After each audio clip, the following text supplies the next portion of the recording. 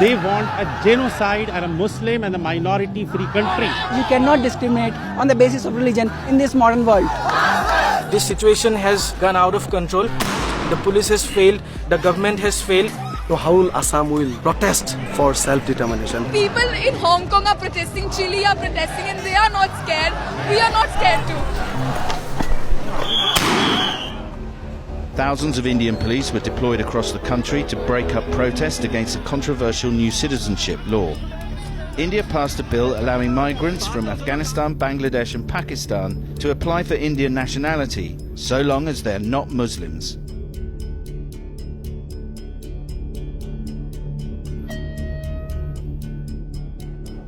It violates the basic structure of the Constitution. It is divisive and exclusive. It will destabilize our polity.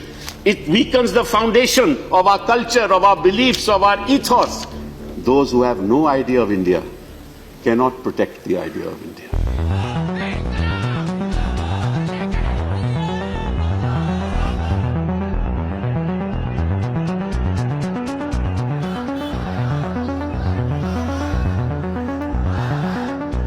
The easiest way to curb a protest is to block internet, to shut down metro stations and to harm the students. That is what they've done. Delhi police have been pretty successful in trying to break up the planned demonstrations here, but here at the Junta Munta, people have been allowed to gather and they're insistent that these protests against this new legislation will continue. Prime Minister Narendra Modi praised the bill's passing on Twitter, while protests continued across the country. We are protesting here right now. We are protesting against the bill which the government has passed, which is discriminatory for one particular community. It's against the Muslims. It's against the ethos of India. It's against the secular ideas of India. This is against the principles of natural justice and equality, because you cannot discriminate on the basis of religion in this modern world. Their clear-cut agenda is fascism. They want a genocide and a Muslim and a minority-free country. You cannot, on the behest of the majority, you don't have any right to separate the fundamental rights of the minorities, the political opponents. Today was supposed to be a mass curfew, but nobody gave a damn about this curfew and everybody came out from their houses. Nobody gives a shit about what is going on.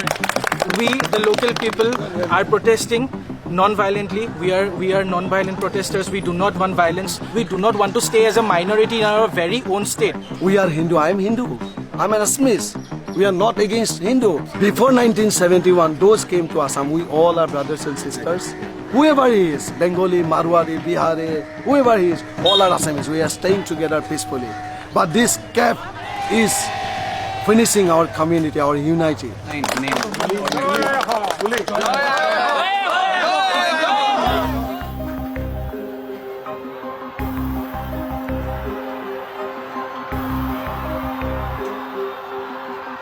This situation has gone out of control. The police has failed, the government has failed. If this cap will not withdraw, the whole Assam will protest for self-determination. That is our final decision. Local authorities here in Delhi have declared this march here in the capital, and it's been the same pattern in about 15 other cities around the country, that these marches are illegal because they don't have the capacity to control any potential violence, that any kind of gathering of more than 4 people has been ruled unlawful.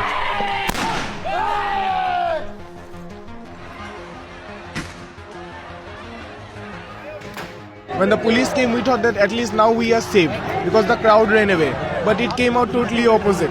The police started beating us and abusing us in a very communal way.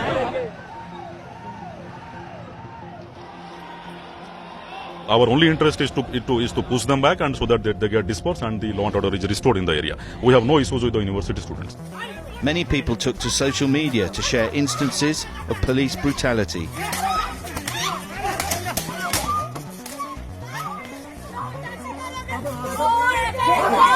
You are wagging your finger at a policeman. Were you not afraid? No, at that moment I wanted to save my brother. We got saved only because there are a lot of media people came around us. We are going to regroup and we are going to protest again. At the same time, a government advisory was issued to the Indian media to be careful about information which may contain anti-national attitudes.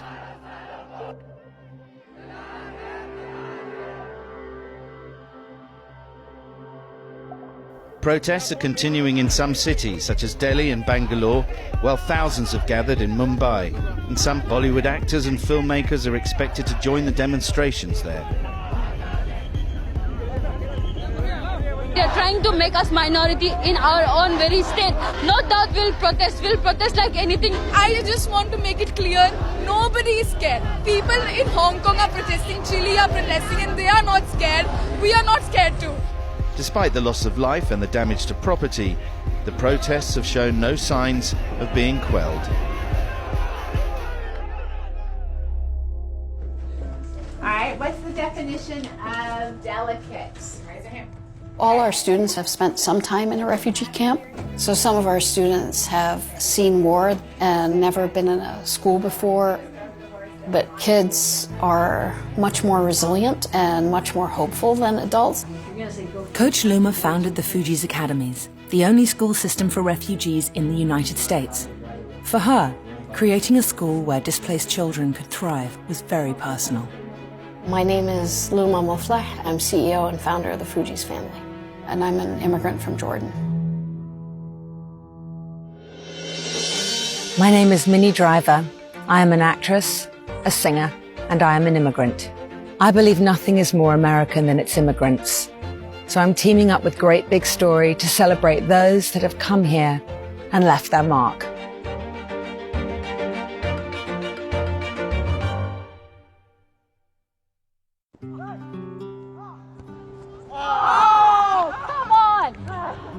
I think giving up my citizenship was the hardest thing I've ever had to do. I'm gay, and in Jordan you can get the death penalty for being gay. And the US allows you to claim asylum. To know that a country you love doesn't want you, that's really hard. Coach Luma moved to the United States in college. She played soccer growing up, so when she met a group of young refugees playing the sport, it reminded her of home. She decided to form a team for them. Their team name was the Fugees. We're reclaiming the word refugee. We want to be proud of it. We don't want it to have the stigma of shame. And it's about finding a common identity for everybody who's had to leave their country. Let's go, Fugees! We got this, November! As Luma grew to love these kids, she soon realized they weren't getting the attention they needed in the public school system. Their parents couldn't help them with their homework because most of them hadn't received a high school education. So they would ask Luma for help. I quickly realized that if they've attended public school, those experiences were not positive. I said, if this was my child, what would I do? In 2004, she created a school that catered to the needs of these children, and she named it the Fugees Academy.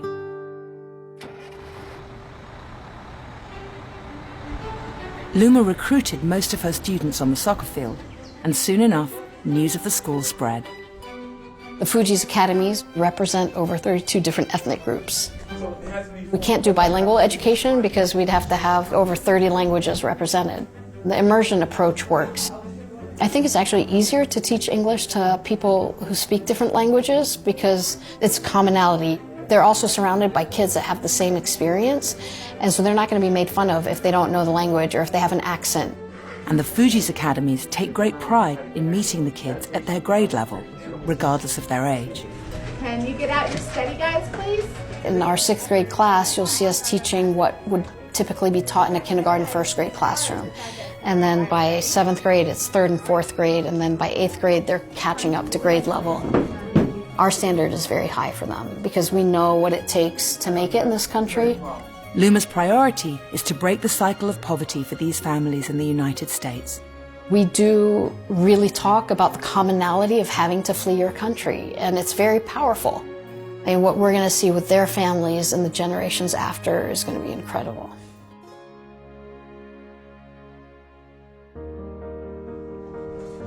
Every year since 2016, over 95% of her seniors graduate with a high school diploma, a first for most of the families in the audience.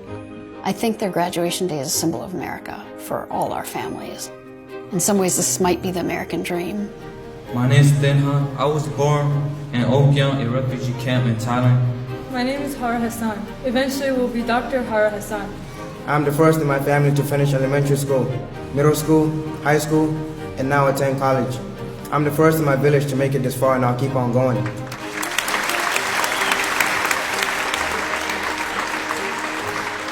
I think it's a very dangerous narrative to feel sorry for refugees, because the mere fact that they are here shows how strong they are. In 2018, Luma opened a second school in Columbus, Ohio. But it's Luma's dream to have a school in every refugee resettlement hub in the country. If you create opportunities for them to thrive, I mean, they're going to accomplish the impossible, because look at what they've survived. I think that's what a coach does, is like you believe in the ability of that person, that you start believing that these things are possible.